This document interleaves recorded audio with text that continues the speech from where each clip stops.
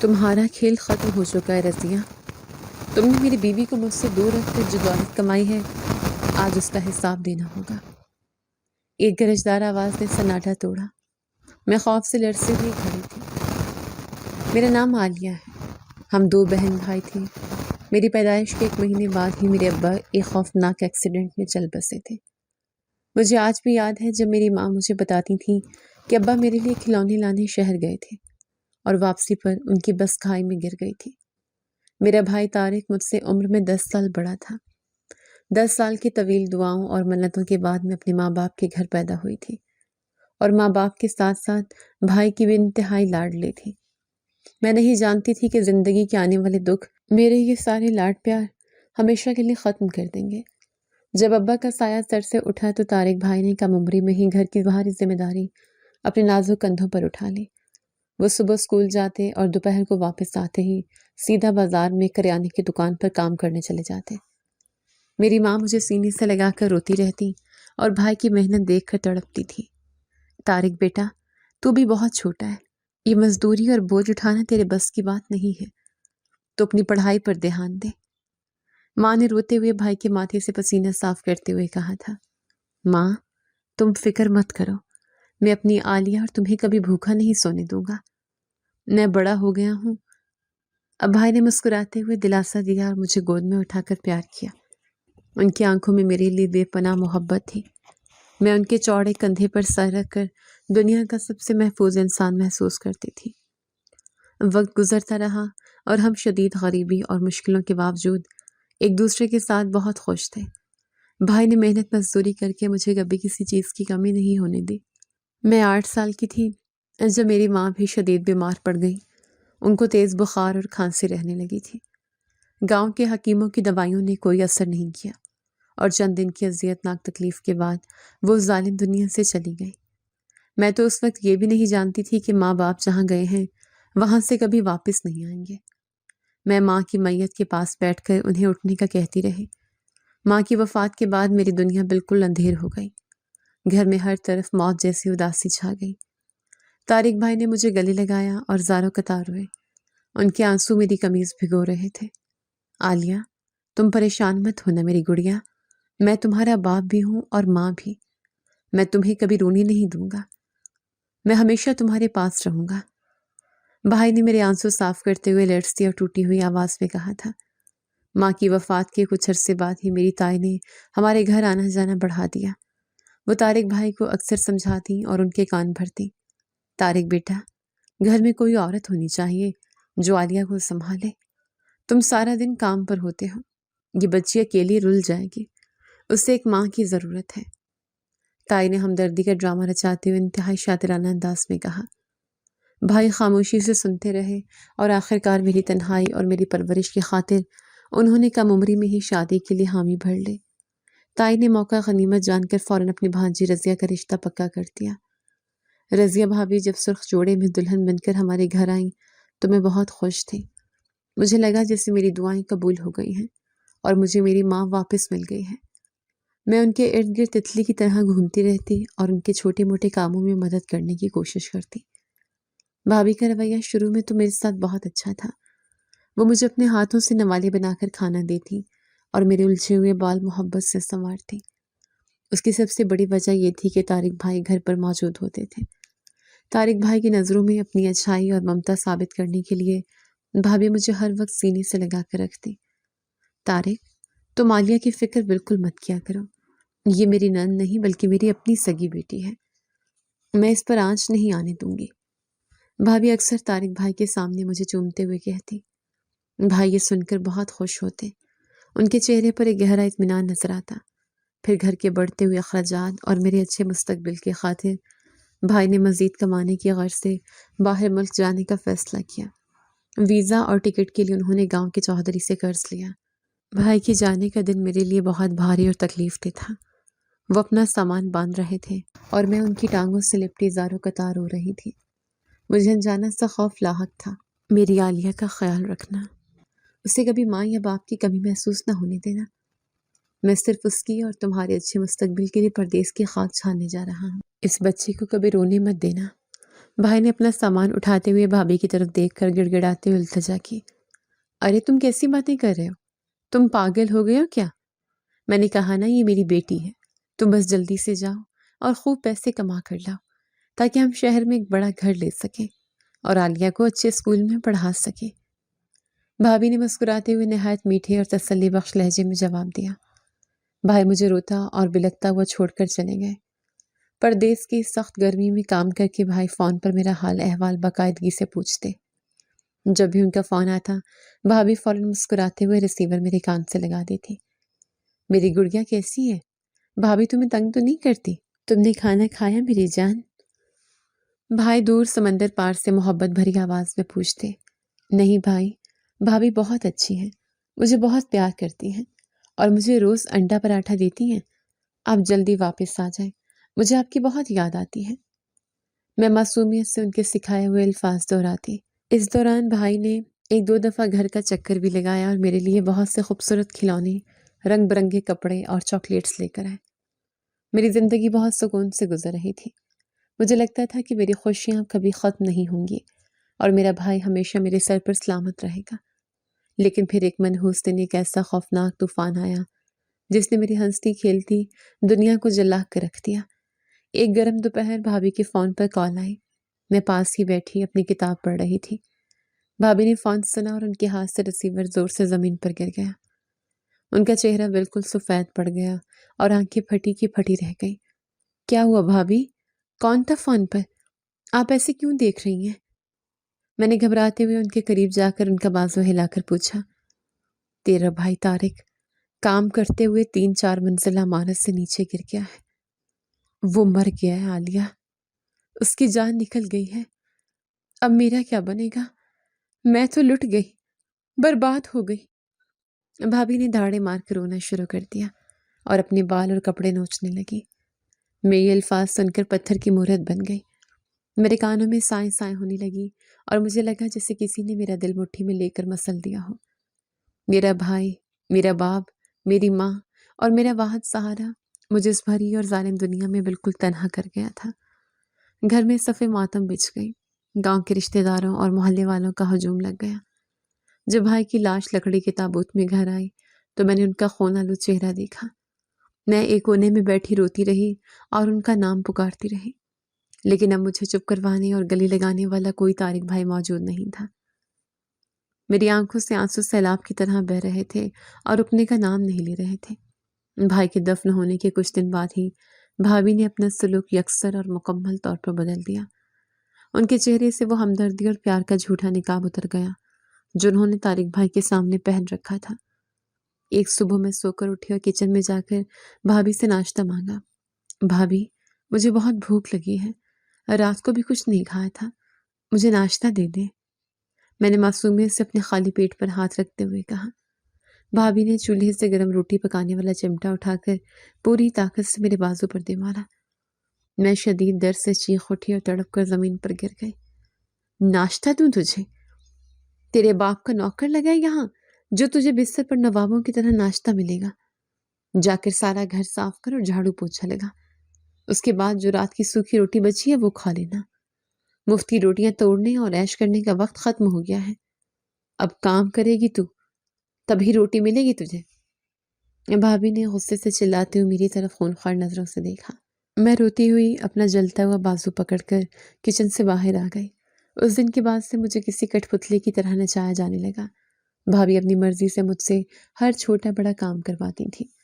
میں خاموشی کے ساتھ آنسو پیتے ہوئے ان کا ہر کام کرتی اور ان کے روزانہ کے ظلم و ستم برداشت کرتی۔ میں اب اسکول نہیں جاتی تھی۔ میری کتابیں ردی میں بیچ دی گئی تھی۔ میں سارا دن گھر کے ڈھیروں برتن دھوتی، باہری کپڑے دھوتی اور گھٹنوں کے بل بیٹھ کر فرش رگڑتی۔ اگر ذرا سی بھی غلطی ہوتی تو مجھے بے دردی سے لاتوں اور مکوں سے پیٹا جاتا۔ ایک دن میں صحن میں بیٹھی کپڑے دھو رہی تھی جب گھر میں 2 اجنبی مرد آئے۔ ان کے ساتھ تائی بھی تھی۔ بھابھی نے مجھے دھکے دے کر پیچھے والے اندھیرے کمرے میں بند کر دیا۔ تھوڑی دیر بعد جب وہ لوگ چلے گئے تو بھابھی نے دروازہ کھولا اور مجھے گریبان سے پکڑ کر باہر نکالا۔ اپنے پرانے کپڑے جمع کر لو، ہم یہ گھر چھوڑ کر جا رہے ہیں، جلدی کرو، میرے پاس وقت نہیں ہے۔ بھابھی نے خشک اور بے رحم لہجے میں حکم دیا۔ لیکن بھابھی، یہ تو طارق بھائی اور ابا کی نشانی ہے، یہ ہمارا گھر ہے، ہم اسے چھوڑ کر کہاں جائیں گے؟ در بدر ہو جائیں گے۔ میں نے روتے ہوئے ان کے پاؤں پکڑ کر منت کی، بکواس بند کر، اپنی منحوس زبان مت چلا، میں نے یہ گھر بیچ دیا ہے، اب میں تجھے لے کر اپنے مائکے کے شہر جاؤں گی، وہاں میں نے کرائے کا گھر لیا ہے، میں اب اس پسماندہ گاؤں میں مزید نہیں رہ سکتی، مجھے اپنی زندگی جینی ہے۔ بھابھی نے میرے بال کھینچتے ہوئے مجھے زور سے پیچھے دھکیلا، جس سے میرا سر دیوار سے ٹکرایا۔ بھابھی نے مجھے میری مرضی سے سانس تک نہیں لینے دیا تھا۔ ہم گاؤں والا پرسکون گھر بیچ کر شور شرابے والے شہر آ گئے۔ انہوں نے اپنے مائکے کے بالکل ساتھ ہی ایک تنگ اور تاریک کرائے کا مکان لے لیا اور ہم وہاں رہنے لگی۔ اس نئے گھر میں میری زندگی مزید عذاب اور جہنم بن گئی۔ بھابھی مجھ سے سارا دن اور رات گئے تک نوکروں کی طرح کام کرواتی۔ ان کے گھر والے اور بہن بھائی بھی سارا دن ہمارے گھر پڑے رہتے اور مجھ پر کتوں کی طرح حکم چلاتے۔ عالیہ، ٹھنڈا پانی لا کر دو۔ عالیہ، میرے مہمانوں کے لیے چائے بنا کر لاؤ۔ عالیہ، میرے گندے جوتے پالش کرو اور کپڑے استری کرو۔ سارا دن بس یہی کرخت آوازیں میرے کانوں کے پردے پھاڑتی رہتی۔ بھائی کی موت کے بدلے ملنے والی رقم اور گھر بیچ کر جمع کیے ہوئے پیسوں سے بھابھی خوب عیش و عشرت کا خرچہ کرتی تھی۔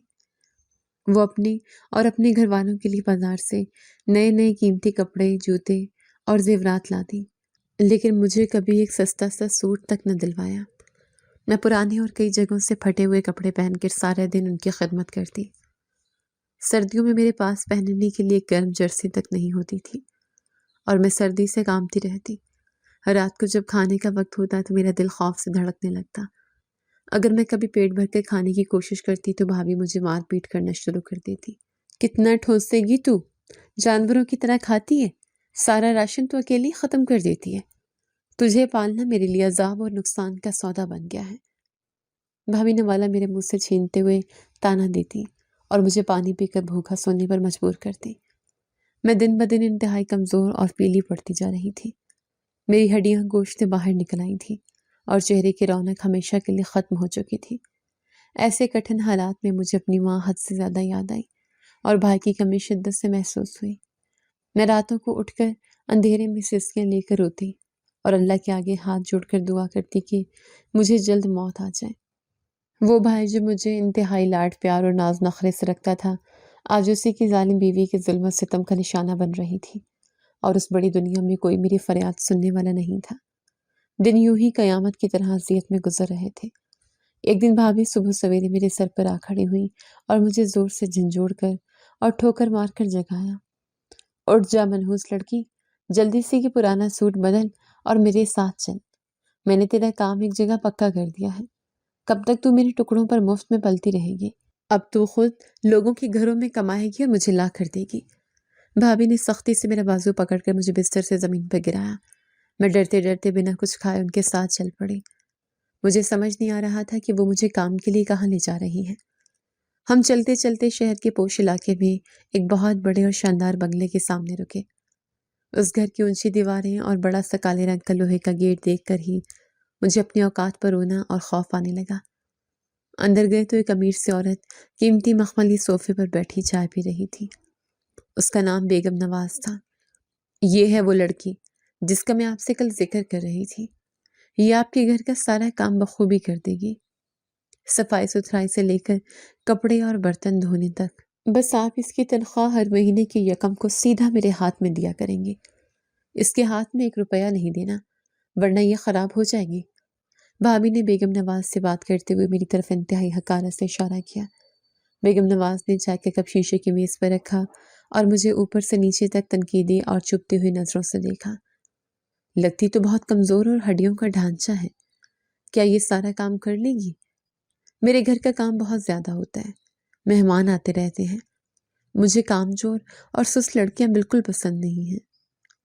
بیگم نے ماتھے پر بل ڈالتے ہوئے انتہائی شک اور غرور کے لہجے میں پوچھا۔ ارے بیگم صاحبہ، آپ ذرا بھی فکر نہ کریں، یہ بہت سخت جان اور ڈھیٹ ہے، آپ اس سے جتنا مرضی کام لیں یہ اف تک نہیں کرے گی۔ میں نے اسے مار مار کر بہت سدھار کر رکھا ہے، یہ مشین کی طرح کام کرے گی۔ بھابھی نے فوراً میری صفائی پیش کی اور مجھے آنکھیں دکھائیں تاکہ میں کچھ نہ بولوں۔ اس منحوس دن کے بعد سے بھابھی نے مجھے اس بڑے اور اجنبی گھر میں کام پر لگا دیا۔ میری زندگی ایک نیا اور بھیانک رخ اختیار کر گئی۔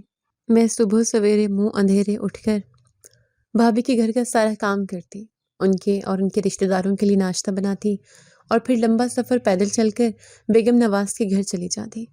میں وہاں سارا دن جھاڑو پونچھا کرتی، گندے غسل خانے دھوتی، بڑے بڑے بھاری قالین صاف کرتی اور رات گئے جسم توڑ دینے والی تھکن کے ساتھ گھر لوٹ آتی۔ میرے ہاتھ کی کھال کھردری اور مردوں کی طرح سخت ہو چکی تھی۔ پیروں میں بڑے بڑے چھالے پڑ گئے تھے جو ہر قدم پر چھرا گھونپنے جیسی تکلیف دیتے تھے۔ میری محنت کی تنخواہ کا 1 روپیہ بھی مجھے نہیں ملتا تھا۔ سب کچھ بھابھی خود اپنے پرس میں رکھ لیتی تھی۔ میں محض ایک چلتی پھرتی بے جان لاش بن چکی تھی، جس کا مقصد صرف صبح سے رات تک جانوروں کی طرح محنت کرنا اور تانے سننا تھا۔ لیکن مجھے بالکل نہیں معلوم تھا کہ میری اس اندھیری اور تاریک زندگی میں کیسا موڑ آنے والا ہے جو مجھے ایک نئے اور انتہائی خوفناک طوفان کی طرف دھکیل دے گا۔ مقدر میرے لیے کون سا بھیانک جال بن رہا تھا اور آنے والے دن میرے لیے کیا کڑا امتحان لے کر آ رہے تھے، اس کا مجھے ذرا برابر بھی اندازہ نہیں تھا۔ میری تقدیر کے لکھے کو کوئی نہیں بدل سکتا تھا، اور میں اس خاموش طوفان کی طرف تیزی سے بڑھ رہی تھی جو میری بنیادیں ہلا دینے والا تھا۔ بیگم نواز کے گھر کی اونچی اور سر دیواریں میرے لیے کسی خوفناک قید خانے سے کم نہیں تھیں۔ وہاں کا ہر دن مجھ پر ایک نئی قیامت بن کر ٹوٹتا تھا۔ میں صبح سویرے منہ اندھیرے وہاں پہنچتی اور رات گئے تک ایک بے جان مشین کی طرح چلتی رہتی۔ میرے ہاتھوں کی کھال سخت ہو چکی تھی اور پیروں میں ہر وقت درد رہتا تھا۔ عالیہ، فرش پر مجھے ایک بھی داغ نظر آیا تو میں تمہاری کھال ادھیڑ کر رکھ دوں گی۔ بیگم نواز نے اپنے مخملی صوفے پر بیٹھ کر کافی کا گرم مگ اٹھاتے ہوئے انتہائی غرور اور حقارت سے کہا، جی بیگم صاحبہ، میں 2 بار فرش دھو چکی ہوں، اب کوئی داغ نہیں رہے گا۔ میں نے اپنے کامتے ہوئے ہاتھوں سے وائپر مضبوطی سے پکڑتے ہوئے خوفزدہ اور لرزتی ہوئی آواز میں جواب دیا، تمہاری ان جھوٹی باتوں پر مجھے بالکل یقین نہیں ہے۔ تم چوروں کی طرح کام چوری کرتی ہو۔ جاؤ جا کر میرے غسل خانے کے شیشے دوبارہ چمکاؤ۔ بیگم نواز نے غصے سے چلاتے ہوئے اپنا ہاتھ دروازے کی طرف بڑھایا۔ میں خاموشی سے سر جھکائے غسل خانے کی طرف چل پڑی۔ میری آنکھوں میں آنسو تیر رہے تھے، لیکن انہیں بہانے کی اجازت بھی مجھے نہیں تھی۔ دوپہر کے وقت جب بھوک سے میرے پیٹ میں درد ہونے لگتا تو مجھے رات کی بچی ہوئی سوکھی روٹی اور پانی ملا، شوربہ دیا جاتا۔ میں اسی کو غنیمت جان کر حلق سے نیچے اتارتی اور دوبارہ کام میں جٹ جاتی۔ بیگم نواز کے گھر کا کام ختم کرنے کے بعد میں تھک کر چور حالت میں بھابھی کے گھر پہنچتی تو وہاں ایک نیا عذاب میرا منتظر ہوتا۔ اتنی دیر لگا دی تو نے وہاں؟ نوابوں کی طرح بیٹھ کر عیش کر رہی تھی کیا؟ جلدی سے آ کر میرے کپڑے دھو۔ بھابھی نے مجھے دروازے پر دیکھتے ہی انتہائی کرخت اور طنزیہ لہجے میں کہا، بھابھی، میں صبح سے کام کر رہی ہوں، میری ٹانگیں درد سے ٹوٹ رہی ہیں، مجھے تھوڑی دیر بیٹھنے دیں۔ میں نے دیوار کا سہارا لیتے ہوئے انتہائی نکاہت اور درد بھری آواز میں منت کی، بکواس بند کر اپنی، ڈرامے باز لڑکی، مفت کی روٹیاں توڑنے کی عادت پڑ گئی ہے تجھے۔ جب تک میرے کپڑے نہیں دھوئے گی تجھے ایک گھونٹ پانی بھی نہیں ملے گا۔ بھابھی نے آگے بڑھ کر میرے بال کھینچتے ہوئے مجھے صحن کی طرف دھکیلا۔ میں گرتے گرتے بچی اور خاموشی سے نلکے کے پاس بیٹھ کر ان کے میلے کپڑے دھونے لگی۔ میری زندگی بس اسی ایک دائرے میں گھوم رہی تھی۔ مجھے لگتا تھا کہ میری قسمت میں بس یہی ذلت اور رسوائی لکھی ہے۔ دن یوں ہی گزرتے رہے اور پھر ایک دن بھابھی انتہائی خوشگوار موڈ میں گھر آئیں۔ ان کے ہاتھوں میں شاپنگ بیگز تھے۔ عالیہ، جلدی سے میرے یہ نئے کپڑے استری کرو، پرسوں میرے کزن کی شادی ہے اور مجھے وہاں سب سے اچھا لگنا ہے۔ بھابھی نے آئینے کے سامنے کھڑے ہو کر اپنے بال سنوارتے ہوئے خوشی سے چہکتے ہوئے کہا، بھابھی، میں گھر میں اکیلی کیسے رہوں گی؟ مجھے ڈر لگتا ہے، آپ مجھے کس کے پاس چھوڑ کر جائیں گی؟ میں نے استری کا پلگ لگاتے ہوئے سہمی ہوئی آواز میں پوچھا، تو اکیلی کب رہے گی؟ تو بھی میرے ساتھ ہی جائے گی وہاں؟ دیگوں کتنے بڑے بڑے برتن کون دھوئے گا؟ تجھے کیا میں یہاں مفت کی روٹیاں توڑنے اور آرام کرنے کے لیے چھوڑ جاؤں گی؟ بھابھی نے یکدم مڑ کر مجھے غصے سے گھورتے ہوئے تانا دیا۔ میں نے سر جھکا لیا اور خاموشی سے ان کا قیمتی جوڑا استری کرنے لگے۔ میرے پاس پہننے کے لیے وہی ایک پرانا اور کئی جگہوں سے سلا ہوا سوٹ تھا۔ شادی والے دن بھابھی نے خوب ہار سنگھار کیا اور مجھے اپنے پیچھے پیچھے چلنے کا حکم دیا۔ شادی کا پنڈال روشنیوں سے جگمگا رہا تھا، ہر طرف خوشی کا شور اور گانوں کی تیز آوازیں گونج رہی تھیں۔ عورتیں اور مرد زرق برق لباس پہنے کہکے لگا رہے تھے۔ میں اس چمک دمک والی دنیا میں بالکل اجنبی اور حقیر لگ رہی تھی۔ عالیہ، تم سیدھا پیچھے کچن والے حصے میں جاؤ اور وہاں جا کر برتن صاف کرو۔ خبردار جو تم نے یہاں مہمانوں کے سامنے آنے کی کوشش کی۔ بھابھی نے مجھے پنڈال کے ایک اندھیرے کونے کی طرف دھکیلتے ہوئے سختی سے تنبیہ کی۔ جی بھابھی، میں وہیں جا رہی ہوں، آپ فکر نہ کریں، میں نے اپنا دوپٹہ سر پر درست کرتے ہوئے ڈری ہوئی آواز میں کہا۔ میں پیچھے کچن کے حصے میں چلی گئی جہاں دیگیں پڑی تھیں اور جھوٹے برتنوں کا ایک پہاڑ جمع تھا۔ میں ایک چھوٹی سی پیڑھی پر بیٹھ کر وہ برتن دھونے لگی۔ پانی بہت ٹھنڈا تھا اور میرے ہاتھ سن ہو رہے تھے۔ گھنٹوں گزر گئے اور میں مسلسل کام کرتی رہی۔ پنڈال سے آنے والی گانوں کی آوازیں اب میرے سر میں درد پیدا کر رہی تھیں۔ مجھے شدید پیاس لگی تھی لیکن وہاں کوئی مجھے پانی پوچھنے والا نہیں تھا۔ اچانک ایک لڑکا جو ویٹر لگ رہا تھا میرے پاس سے گزرا۔ بھائی، مجھے تھوڑا سا پانی پلا دے، مجھ سے مزید کام نہیں ہو رہا۔ میں نے کامتے ہوئے ہاتھوں سے برتن چھوڑتے ہوئے انتہائی تھکی ہوئی آواز میں اس سے التجا کی۔ وہ لڑکا کچھ کہے بغیر وہاں سے چلا گیا اور تھوڑی دیر بعد ایک شیشے کا گلاس دے کر وہاں آیا جس میں لال رنگ کا شربت تھا۔ یہ لو، پی لو، تم بہت تھکی ہوئی اور کمزور لگ رہی ہو، یہ شربت پی کر تمہیں طاقت ملے گی۔ اس لڑکے نے ہمدردی کا اظہار کرتے ہوئے گلاس میری طرف بڑھایا۔ بہت شکریہ بھائی، اللہ آپ کو خوش رکھے، مجھے واقعی بہت پیاس لگی تھی، میں نے شکر گزاری کے جذبے سے بھرپور آواز میں کہا اور گلاس تھام کر وہ شربت ایک ہی سانس میں پی گئی۔ شربت پینے کے چند لمحوں بعد ہی مجھے اپنے جسم میں ایک عجیب سی سنسناہٹ محسوس ہوئی۔ میرا سر چکرانے لگا اور میرے سامنے موجود روشنیاں دھندلی ہونے لگی۔ مجھے ایسا لگا جیسے زمین میرے قدموں کے نیچے سے تیزی سے کھسک رہی ہے۔ آس پاس کی آوازیں گونجنے لگی اور مجھے کچھ سمجھ نہیں آ رہا تھا کہ میرے ساتھ کیا ہو رہا ہے۔ بھائی، مجھے چکر آ رہے ہیں، مجھے بھابھی کے پاس جانا ہے۔ میں نے لڑکھڑاتے ہوئے کھڑے ہونے کی کوشش کی اور انتہائی مدھم ہوتی ہوئی آواز میں کہا، تم یہیں بیٹھو، میں تمہاری بھابھی کو بلاتا ہوں۔ اس لڑکے کی آواز مجھے بہت دور سے آتی ہوئی محسوس ہوئی۔ میں نے سہارا لینے کے لیے پاس پڑی ایک دیگ کو پکڑنے کی کوشش کی لیکن میرے ہاتھ بالکل بے جان ہو چکے تھے۔ میری آنکھیں بوجھل ہو گئیں اور پلکیں آپس میں جڑنے لگیں۔ مجھے صرف اتنا یاد ہے کہ میں اندھیرے کے گہرے کنویں میں گرتی جا رہی تھی اور پھر مجھے کچھ ہوش نہیں رہا کہ وقت کیسے گزرا اور میرے ساتھ کیا ہوا۔ میں مکمل طور پر ایک گہری نیند میں جا چکی تھی۔ جب میری آنکھ کھلی تو مجھے اپنے چہرے پر شدید قسم کی جلن محسوس ہوئی۔ کسی نے میرے چہرے پر زوردار تھپڑ مارا تھا۔ میں نے انتہائی مشکل سے اپنی بوجھل آنکھیں کھولیں تو بھابھی غصے سے پاگل ہو رہی تھی۔ اٹھ جاؤ بے غیرت لڑکی، یہاں سونے آئی تھی تم؟ سارا وقت تم غائب رہی اور اب یہاں اس کمرے میں پڑی خراٹے لے رہی ہو؟ بھابھی نے زور سے میرے کندھے کو جھنجھوڑتے ہوئے غصے سے چلائی۔ میں نے ادھر ادھر دیکھا، وہ ایک چھوٹا سا اور غیر مانوس کمرہ تھا۔ میرا سر بری طرح پھٹ رہا تھا اور جسم کا ایک ایک جوڑ درد کر رہا تھا۔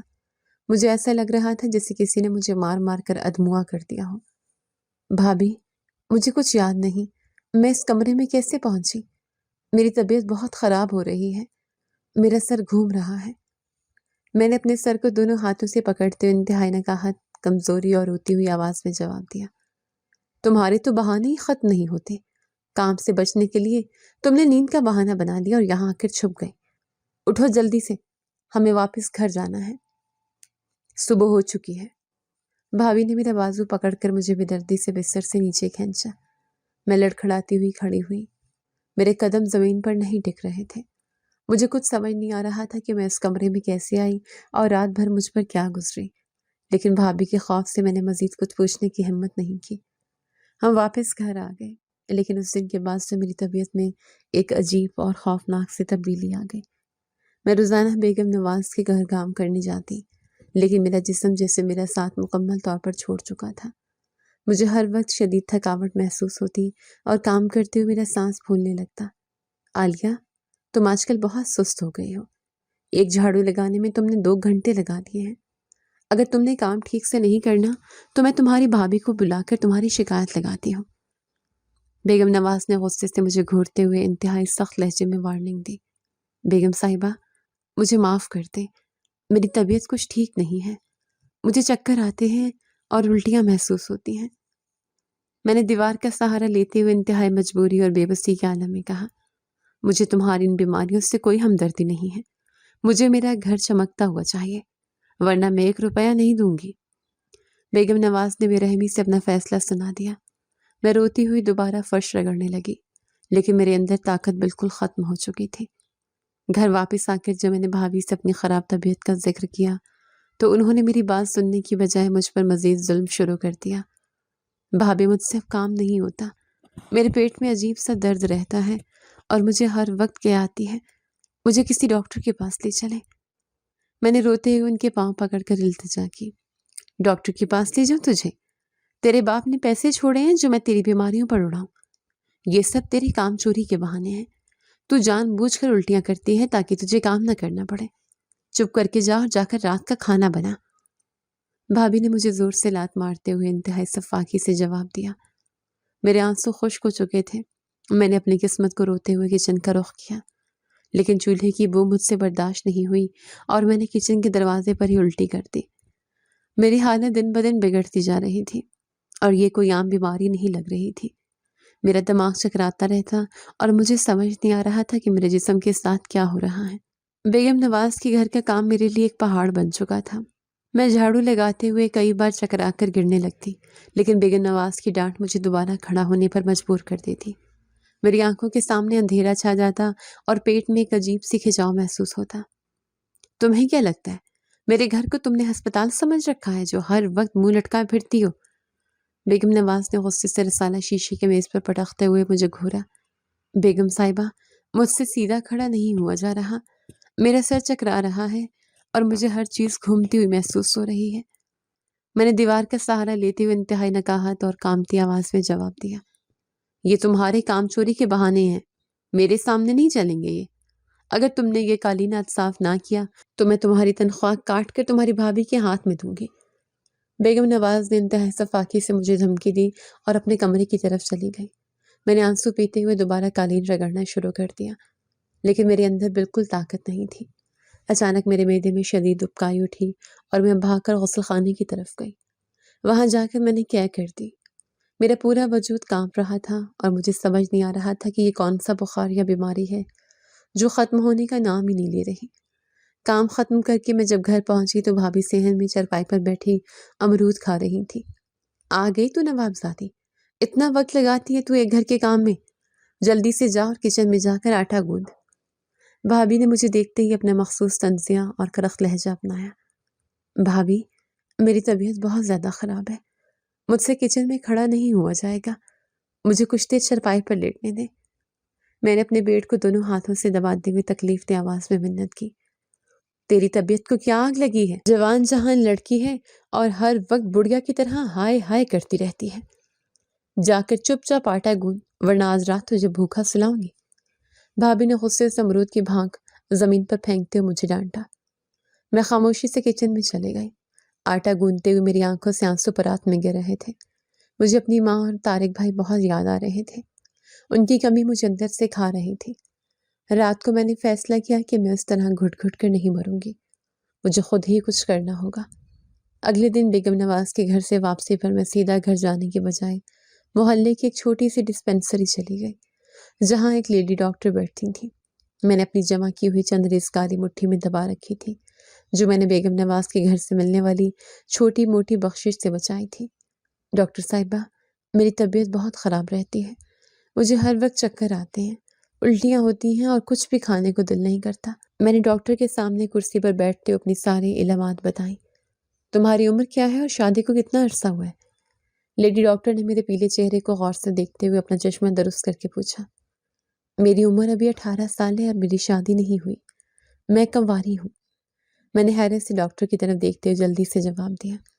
لیڈی ڈاکٹر نے میری بات سن کر ایک گہری سانس لی اور مجھے اندر پردے کے پیچھے بنے ہوئے بستر پر لیٹنے کا اشارہ کیا۔ میں ڈرتے ڈرتے بستر پر لیٹ گئی۔ ڈاکٹر نے میرے پیٹ کا معائنہ کیا اور کچھ دیر بعد باہر آ کر اپنی کرسی پر بیٹھ گئی۔ ان کے چہرے پر ایک عجیب سی سنجیدگی اور حیرانی تھی جس نے میرے دل کی دھڑکن تیز کر دی۔ عالیہ، مجھے کچھ ٹیسٹ کرنے ہوں گے، تم ذرا باہر بیٹھ کر انتظار کرو۔ ڈاکٹر نے ایک نرس کو اشارہ کرتے ہوئے کچھ سامان منگوایا۔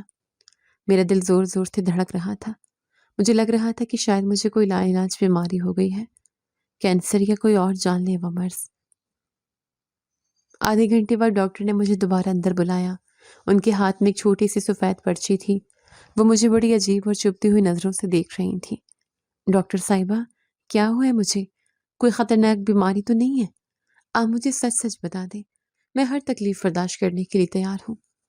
میں نے اپنے کامتے ہوئے ہاتھ آپس میں رگڑتے ہوئے خوفزدہ آواز میں پوچھا، مبارک ہو عالیہ، تم پریگننٹ ہو، تمہارے پیٹ میں بچہ ہے۔ ڈاکٹر کے الفاظ کمرے میں کسی بم کی طرح پھٹے۔ ڈاکٹر یہ بات سن کر میں وہیں پتھر کی بن گئی۔ میرے کانوں میں سیٹیاں بجنے لگی اور مجھے لگا جیسے پوری عمارت میرے سر پر آ گری ہو۔ میں ایک کنواری لڑکی جس نے کبھی کسی غیر مرد کا چہرہ تک نہیں دیکھا تھا، جس نے کبھی کسی کی طرف آنکھ اٹھا کر نہیں دیکھا تھا، میں کیسے پریگننٹ ہو سکتی تھی؟ میں خاموش تھی اور میری آنکھیں پھٹی کی پھٹی رہ گئی تھیں۔ یہ ایک بھیانک جھوٹ تھا، ایک ایسا الزام جو میری روح کو چھلنی کر رہا تھا۔ ڈاکٹر صاحبہ، آپ پاگل ہو گئی ہیں؟ یہ کیا بکواس کر رہی ہیں؟ میں ایک کنواری اور شریف لڑکی ہوں، آج تک مجھے کسی مرد نے چھوا تک نہیں ہے۔ یہ رپورٹ غلط ہے، آپ دوبارہ چیک کریں۔ میں کرسی سے اچھل کر کھڑی ہو گئی اور چلاتے ہوئے رو پڑی۔ رپورٹ بالکل ٹھیک ہے عالیہ، تم حاملہ ہو اور یہ کچھ چھپانے والی بات نہیں ہے، تم خود کو دھوکہ دے رہی ہو۔ ڈاکٹر نے انتہائی سرد اور روکھے لہجے میں پرچی میری طرف بڑھاتے ہوئے کہا، یہ کیسے ہو سکتا ہے؟ میں تو جہاں کام کرتی ہوں وہاں بھی صرف مالکہ نہیں رہتی ہے، وہ بے اولاد ہے اور اس کا شوہر دوسرے ملک ہوتا ہے۔ میں سارا دن کام کرتی ہوں اور سیدھا گھر جاتی ہوں، میرے ساتھ ایسا کیسے ہو سکتا ہے؟ میں نے اپنے بال نوچتے ہوئے دھاڑے مار کر رونا شروع کر دیا۔ مجھے نہیں معلوم کہ یہ کیسے ہوا اور کس نے کیا، لیکن میڈیکل رپورٹ جھوٹ نہیں بولتی۔ تم حاملہ ہو اور اب تمہیں فیصلہ کرنا ہے کہ تمہیں آگے کیا کرنا ہے۔ ڈاکٹر نے اپنی فائل بند کرتے ہوئے بے رخی سے جواب دیا۔ میں اس ڈسپینسری سے دیوانیوں کی طرح باہر نکلی۔ مجھے سڑک پر چلتی ہوئی گاڑیاں اور لوگ سب خواب لگ رہے تھے۔ میرا دماغ شل ہو چکا تھا۔ میں سڑک کے کنارے ایک پتھر پر بیٹھ گئی اور اپنے پیٹ کو خوف سے دیکھنے لگی۔ یہ کیسے ممکن تھا؟ میں نے اپنی پوری زندگی کو کھنگال ڈالا لیکن مجھے کچھ سمجھ نہیں آ رہا تھا۔ تبھی اچانک میرے دماغ میں ایک جھماکا ہوا۔ مجھے وہ شادی والا دن یاد آیا جب بھابھی مجھے زبردستی اپنی کزن کی شادی میں لے گئی تھی۔ وہ لال رنگ کا شربت پینے کے بعد میرا بے ہوش ہونا اور اگلی صبح اس اجنبی کمرے میں جاگنا جہاں میرا پورا جسم درد کر رہا تھا۔ کیا اس رات میرے ساتھ کچھ غلط ہوا تھا؟ کیا کسی نے میری بے ہوشی کا فائدہ اٹھایا تھا؟ میں نے زور زور سے رونا شروع کر دیا۔ میری عزت لٹ چکی تھی اور مجھے خبر تک نہ ہوئی تھی۔ اس خوفناک انکشاف کے بعد پورا 1 مہینہ میں ایک زندہ لاش بن کر گھومتی رہی۔ مجھے سمجھ نہیں آ رہی تھی میں کیا کروں، کہاں جاؤں اور کس سے مدد مانگوں۔ میری تو ماں بھی نہیں تھی جس کی گود میں سر رکھ کر میں اپنا دکھ بتا سکتی، جسے میں اپنی بے گناہی کا یقین دلا سکتی۔ بھابھی کو بتاتی تو بھابھی نہ جانے کتنے غلیظ الزامات لگا کر مجھے اس دنیا میں رسوا کرتی اور اوپر سے مجھے مار پیٹ کر گھر سے بھی نکال دیتی۔ میں راتوں کو اٹھ اٹھ کر اپنے پیٹ کو دیکھتی اور روتی۔ یہ کیسا گناہ تھا جس کی سزا مجھے مل رہی تھی؟ میں تو بے قصور تھی۔ عالیہ، تو آج کل بہت گمسم رہنے لگی ہے اور تیرا رنگ کیوں کالا پڑتا جا رہا ہے؟ کیا بیگم نواز تجھے کھانے کو کچھ نہیں دیتی؟ بھابھی نے ایک دن مجھے برتن دھوتے ہوئے غور سے دیکھتے ہوئے شک بھرے لہجے میں پوچھا۔ کچھ نہیں بھابھی، بس گرمی کی وجہ سے طبیعت سست رہتی ہے اور کام کی تھکاوٹ ہو جاتی ہے۔ میں نے جلدی سے اپنا چہرہ دوسری طرف موڑتے ہوئے گھبرائی ہوئی آواز میں بات بتائی۔ میرے سامنے زیادہ ہوشیار بننے کی ضرورت نہیں ہے۔ مجھے تیری آنکھوں میں چوری نظر آ رہی ہے، تو ضرور مجھ سے کچھ چھپا رہی ہے۔ بھابھی نے میری ٹھوڑی پکڑ کر میرا چہرہ اپنی طرف موڑتے ہوئے سختی سے کہا۔ نہیں بھابھی، میں آپ سے کیا چھپاؤں گی؟ میں نے نظریں چراتے ہوئے اپنے دوپٹے کو اپنے پیٹ پر مزید پھیلاتے ہوئے جھوٹ بولا۔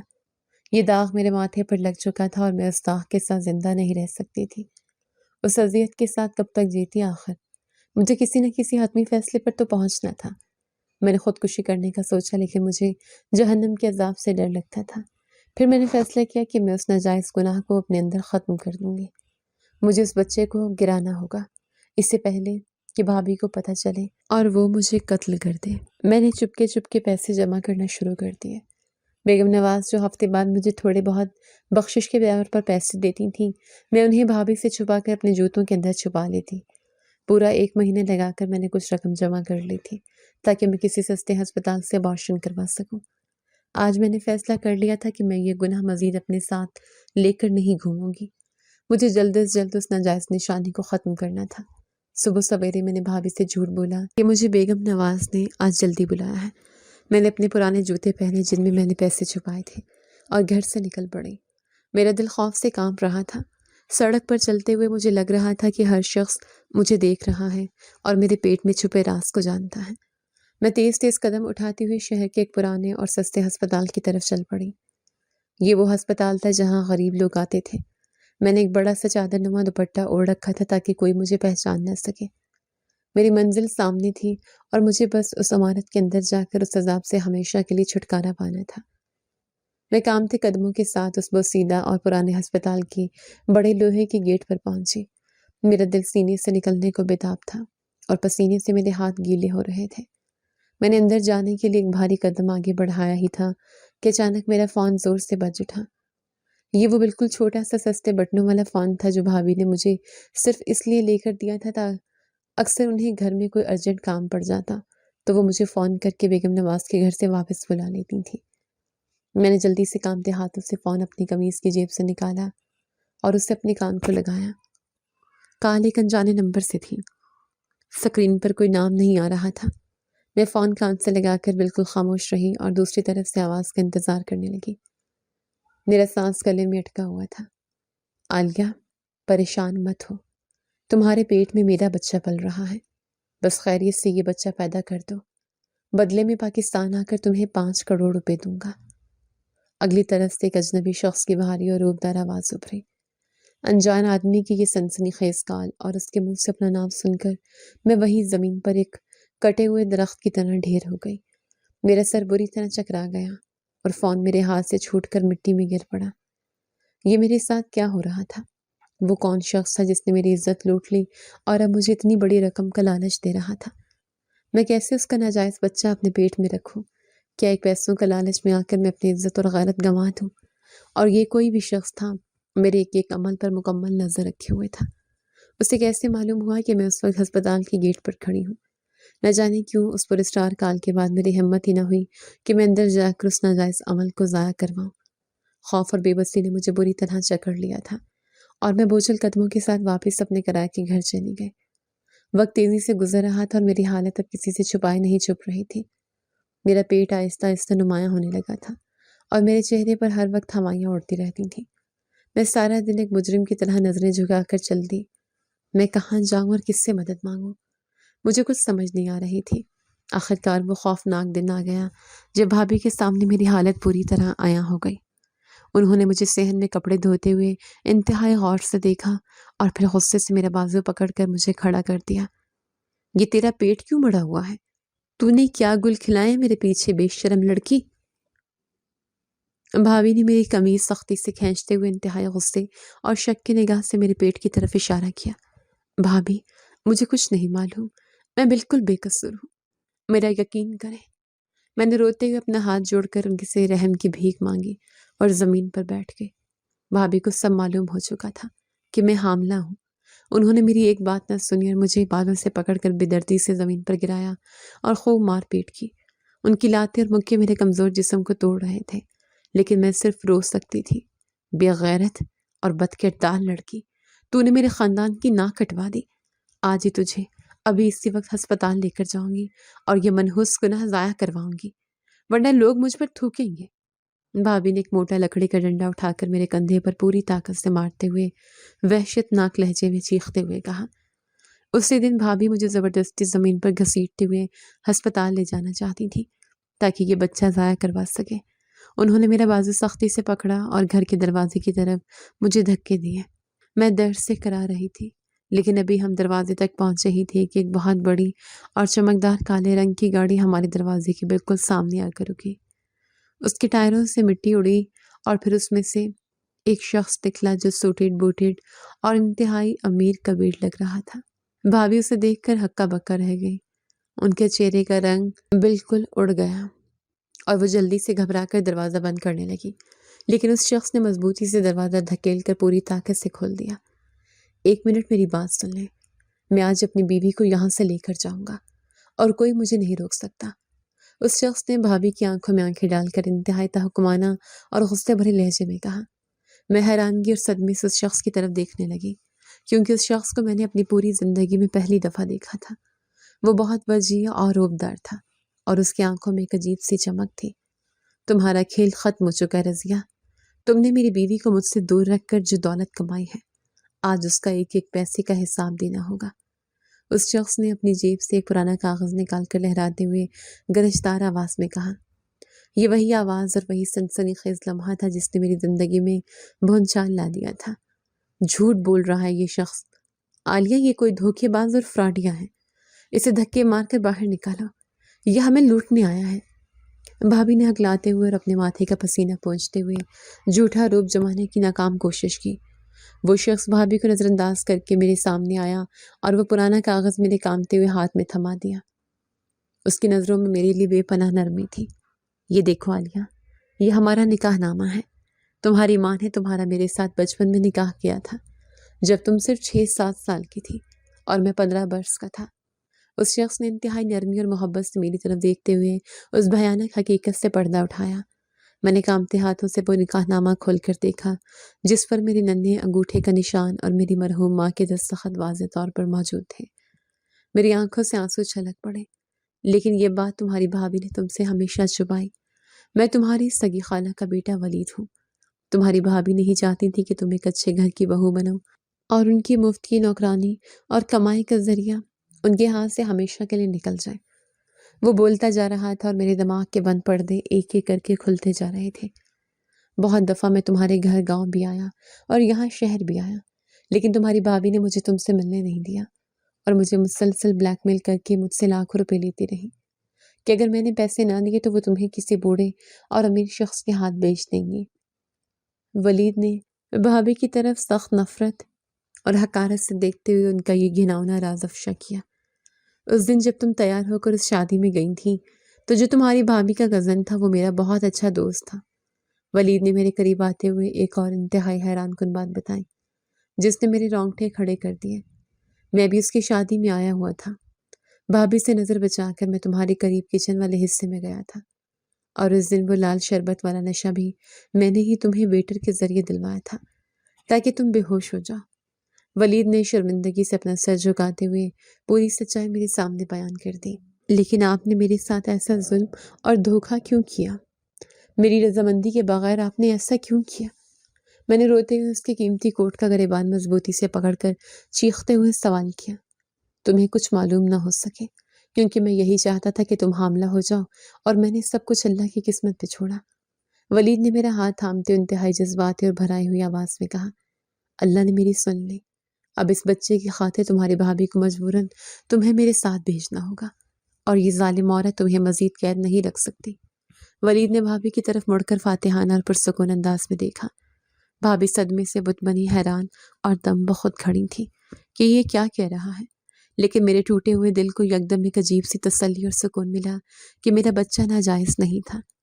میں پچھلے کئی مہینوں سے جسے ایک گندا گناہ سمجھ رہی تھی، در حقیقت وہ گناہ نہیں تھا بلکہ میرے حلال شوہر کی نشانی تھی۔ لیکن میں اتنی طویل مدت تک اپنے ہی نکاح سے بے خبر رہی۔ یہ بھی میرے لیے ایک بہت بڑی اذیت اور امتحان تھا۔ وہ شخص بالکل سچا تھا اور اس کے پاس نکاح نامے کے علاوہ میری ماں کے اپنے ہاتھ سے لکھی ہوئی چٹھی اور گاؤں کے مولوی صاحب بطور گواہ بھی موجود تھے۔ آخرکار میں نے اس دن اپنے اوپر ہونے والی سالوں کے ظلم کو مات دی اور اپنے شوہر ولید کے ساتھ خوشی خوشی جانے کا پختہ ارادہ کر لیا۔ بھابھی نے مجھے روکنا چاہا پر میں نے ہاتھ جھٹک دیا۔ میں خوشی خوشی اپنے شوہر کے ساتھ اس کے عالیشان گھر چلی گئی جہاں مجھے بیگم نواز کے گھر کی طرح فرش نہیں رگڑنے تھے اور نہ ہی کوئی کام کرنا تھا بلکہ ایک عزت دار مالکن کی طرح رہنا تھا۔ لیکن میری ظالم بھابھی کا انجام بہت برا ہوا۔ وہ بھابھی جو سالوں سے میرے خون پسینے کی کمائی کھا رہی تھی اور میرے ہی شوہر سے جھوٹ بول کر پیسے لے کر اسے بلیک میل کرتی تھی، آج اس کے سارے کالے راز افشا ہو چکے تھے۔ طارق بھائی کے مرنے کے بعد ملنے والے پیسوں کا حساب بھی ولید نے عدالت کے ذریعے اس سے لیا۔ وہ سڑک پر آ گئی اور اس کا سارا جھوٹا غرور خاک میں مل گیا۔ میں نے اس کے باوجود بھابھی کو دل سے معاف کر دیا کیونکہ وہ میرے سگے بھتیجے اور بھتیجیوں کی ماں تھی اور میں ہرگز نہیں چاہتی تھی کہ میرے معصوم طارق بھائی کی نشانی اور ان کی اولاد در بدر کی ٹھوکریں کھائیں۔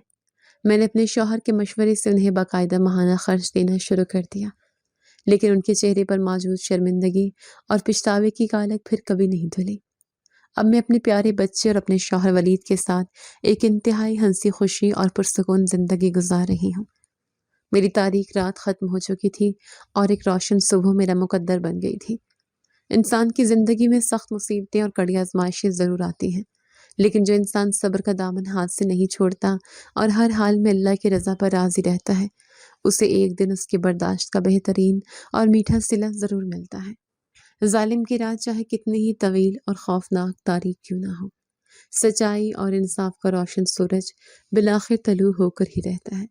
کسی کا جائز حق مارنے والے اور غریبوں پر ظلم کرنے والے اس دنیا میں ہی ذلیل و خوار ہو کر اپنے انجام کو پہنچتے ہیں، اور مظلوم کی سچی آہیں کبھی رائے گا نہیں جاتی۔ پاک دامنی اور سچا صبر ایک ایسا مضبوط ہتھیار ہے جو انسان کو ہر مشکل طوفان سے نکال کر کامیابی کے کنارے تک بآسانی پہنچا دیتا ہے۔ اللہ کبھی اپنے نیک بندوں کو تنہا نہیں چھوڑتا اور اندھیرے کے بعد روشنی ضرور عطا کرتا ہے۔